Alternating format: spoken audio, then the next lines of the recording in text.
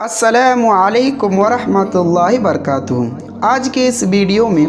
حضرت موسیٰ علیہ السلام کی پیدائش کا واقعہ کو جانیں گے کہ موسیٰ علیہ السلام کی پیدائش کب، کیسے اور فرعون کے زمانے میں اس کی پرورش کیسے ہوئی تھی۔ ان ساری چیزوں کو آج کی اس ویڈیو میں انشاءاللہ جانیں گے۔ ویڈیو شروع کرنے سے پہلے ایک ریکویسٹ کہ ویڈیو کو لائک کر کے شیئر کر دیجئے، اور چینل میں پہلی بار آئے ہیں تو اسے ضرور سبسکرائب کر لیجئے۔ دوستو، حضرت موسیٰ علیہ السلام کی ولادت ایسے زمانے میں ہوئی جب فرعون اسرائیلی لڑکوں کے قتل کا فیصلہ کر چکا تھا، اس لیے ان کے والدہ اور اہل خاندان ان کی ولادت کے وقت سخت پریشان تھے۔ حضرت موسیٰ علیہ السلام کی ولادت کا وقت جب قریب ہوا تو ان کے والدہ اور پورے خاندان والے حیران و پریشان ہو گئے۔ جس طرح بچہ کو قاتلوں کی نگاہ سے محفوظ رکھے، کس طرح سے محفوظ رکھے، اور موسیٰ علیہ السلام کی پرورش کو لے کر کے بہت ہی زیادہ پریشان ہو گیا۔ بہرحال جوں توں کر کے 3 مہینہ تک ان کو ہر ایک کی نگاہ سے اوجھل رکھا۔ موسیٰ علیہ السلام کی پیدائش کے 3 مہینہ بعد ان کے والدہ نے، ان کی اماں محترمہ نے اسے چھپا کر کے اور کسی کو کان خبر نہ ہونے دیا، اس کو چھپا کر کے رکھا۔ ان کی پیدائش کی مطلق کسی کو خبر نہ ہونے دی، لیکن جاسوسوں کی دیکھ بھال اور حالات کی نزاکت کی وجہ سے زیادہ دیر تک اس واقعے کے پوشیدہ رہنے کی امید نہ ہو سکی۔ ان کے والد محترمہ کو لگا کہ میں اس اتنے بڑے واقعہ کو، اپنی پیدائش کو اور موسیٰ علیہ السلام کی پیدائش کو، ان کی رونے کی آواز کو زیادہ دیر تک چھپا کر کے نہیں رہ سکتی۔ پتہ ہی چلتا چلے کہ اسے فرعون کو پتہ ہو گیا، پھر ایسا نہ ہو کہ وہ میرے بچے، میرے لخت جگر کو قتل کر دے۔ اس سخت اور نازک وقت میں خدائے قدوس نے مدد کی، اللہ رب العالمین کی طرف سے مدد آئی، اور موسیٰ علیہ السلام کی والدہ کے دل میں یہ خبر اور یہ القاء ہوا کہ ایک تابوت کی طرح کا صندوق بنایا جائے، بکسے کی طرح ایک بنایا جائے صندوق، جس پر رال اور روغن کی پالش کرے تاکہ پانی اندر نہ آ سکے، اثر نہ کر سکے۔ ایک صندوق نما بکسہ بنایا جس میں پالش کر کے اس میں پالش کر دیا گیا کہ اس کے اندر پانی نہ آ سکے، اور اس میں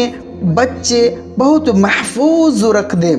رکھ سکے۔ لہٰذا اس کے ماں نے ایسے ہی کیا کہ ایک خوبصورت صندوق بنایا، اسے پالش کر دیا، اور اس میں اپنے لخت جگر موسیٰ علیہ السلام کو رکھ دیا، اور پھر اس صندوق کو نیل کے بہاؤ پر چھوڑ دیا۔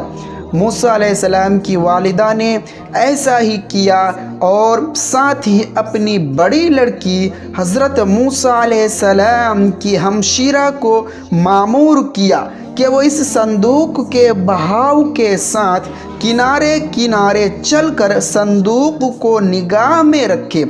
اور دیکھے کہ خدا اس کی حفاظت کا وعدہ کس طرح پورا کرتا ہے، کیونکہ موسیٰ علیہ السلام کی والدہ کو خدائے تعالیٰ نے یہ بشارت پہلے ہی دے دی تھی کہ ہم اس بچے کو تیری ہی جانب واپس کر دیں گے، اور یہ ہمارا پیغمبر اور رسول ہوگا۔ یہ وعدہ رب کریم موسیٰ علیہ السلام کے والدہ سے خواب کے ذریعے سے کر چکا تھا۔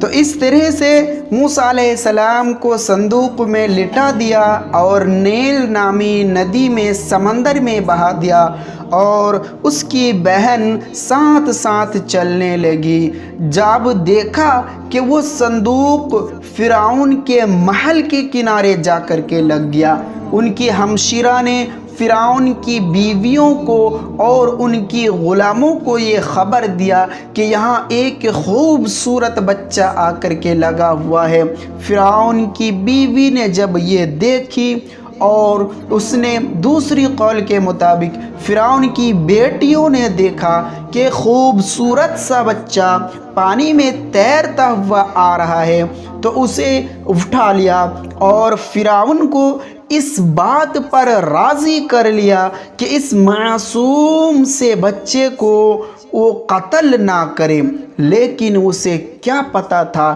کہ یہی موسیٰ علیہ السلام ہوگا جو رب کریم اللہ رب العالمین کے پیغمبر ٹھہریں گے۔ اس کے بعد جب فرعون موسیٰ اور اس چھوٹے سے بچے کو پالنے پر تیار ہو گئے تو عورتوں کو یہ خیال ہوا کہ علاقے میں تلاش کیا جائے کہ یہ بچہ کس عورت کی دودھ پیے اور پھر وہ شانت رہے۔ موسیٰ علیہ السلام کی ماں تک خبر پہنچی، وہ خوشی کے مارے جھوم اٹھا کہ رب کریم نے جو مجھ سے وعدہ کیا تھا کہ میرا بچہ میرے طرف لوٹائے گا ویسا ہی ہوا۔ اسے محل میں فرعون نے بلا لیا اور موسیٰ علیہ السلام کی پرورش کی ذمہ داری ان کے خود کے ماں کے ذمے سونپ دیا، اور اس بات کا کانوں کان فرعون کو خبر نہیں ہوا کہ یہ بچہ کا حقیقی ماں یہی عورت ہے جس کے ہاتھ ان کی پرورش کی ذمہ داری دی جاتی ہے۔ اس طرح سے اللہ رب العالمین نے اپنا وعدہ مکمل فرمایا اور ایک پیغمبر اور رسول اور نبی کی پرورش خود ظالموں کے ہاتھوں بڑے لاڈ و پیار سے کروایا۔ اس کے بعد کی ویڈیوز انشاءاللہ میں اپنے چینل میں ڈالوں گا، لہٰذا آج کا یہ ویڈیو اگر اچھا لگا اسے لائک کر کے کمنٹ میں ضرور بتائیے۔ چینل کو اگر سبسکرائب نہیں کیے ہیں تو ضرور سبسکرائب کر لیجئے، اس لیے کہ میں اس طرح کے اسلامک ویڈیوز، واقعات، قصے، کہانیاں ڈالتے رہتا ہوں۔ پھر ملتے ہیں اگلے ویڈیوز میں، تب تک کے لیے اللہ حافظ، والسلام علیکم ورحمۃ اللہ۔